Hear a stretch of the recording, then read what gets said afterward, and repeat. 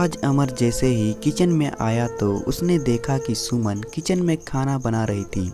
सुमन ने मुस्कुराते हुए कहा, अरे जीजाजी, अच्छा हुआ आप आ गए।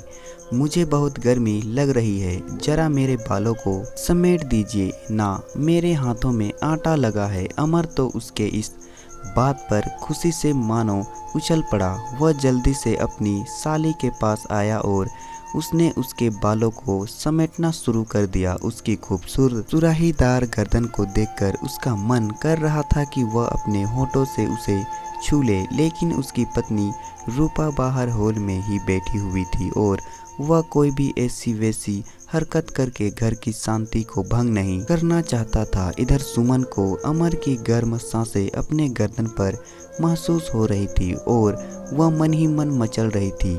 उसकी कटावदार कमर देखकर अमर खुद पर काबू ही नहीं कर पा रहा था। सुमन भी अपने लटके झटके दिखाकर उसे अपनी ओर आकर्षित करने का भरपूर प्रयास कर रही थी। तभी बाहर से रूपा के चीखने की आवाज़ आई। दोनों काम धाम छोड़कर रूपा को देखने पहुँचे।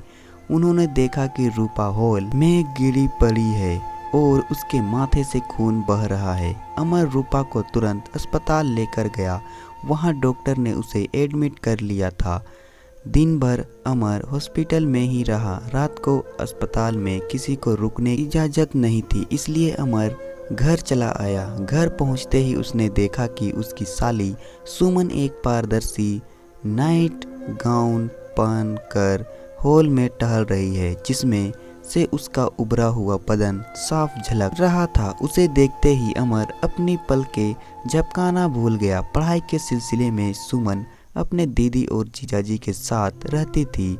शुरुआत से ही अमर और सुमन एक दूसरे के प्रति आकर्षित हो गए थे, बस उन्हें कभी मौका नहीं मिला था, लेकिन आज उन्हें मौका मिल गया था। सुमन ने उसके लिए खाना परोस दिया और कहने लगी, जीजाजी, मैं छत पर टहलने के लिए जा रही हूँ। खाना खत्म होने के बाद आप भी छत पर आ जाना। अमर ने जल्दी जल्दी खाना खाया। साली के खुले निमंत्रण को वह नज़रअंदाज नहीं कर पा रहा था। वह उसकी देह के लालच में छत पर चला गया।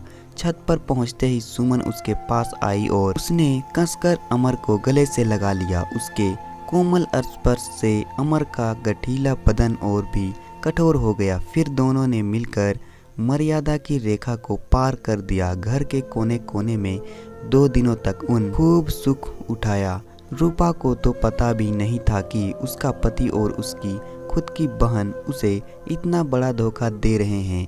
कुछ दिनों के बाद रूपा घर आ चुकी थी, लेकिन सुमन और अमर के रंगरलियां अभी भी उसकी पीठ पीछे चल रही थी। मगर एक रात रूपा ने उन दोनों को रंगे हाथों पकड़ लिया। उसका मुंह बंद कराने के लिए दोनों ने मिलकर रूपा की जान ले ली, लेकिन उसका गुनाह छिपा ना सका और पुलिस ने उन दोनों को गिरफ्तार कर लिया। एक हंसता खिलता परिवार नाजायज रिश्तों की भेंट चढ़ चुका था। तो दोस्तों, कहानी पसंद आए तो वीडियो को लाइक करें और साथ ही साथ चैनल को सब्सक्राइब भी कर दें।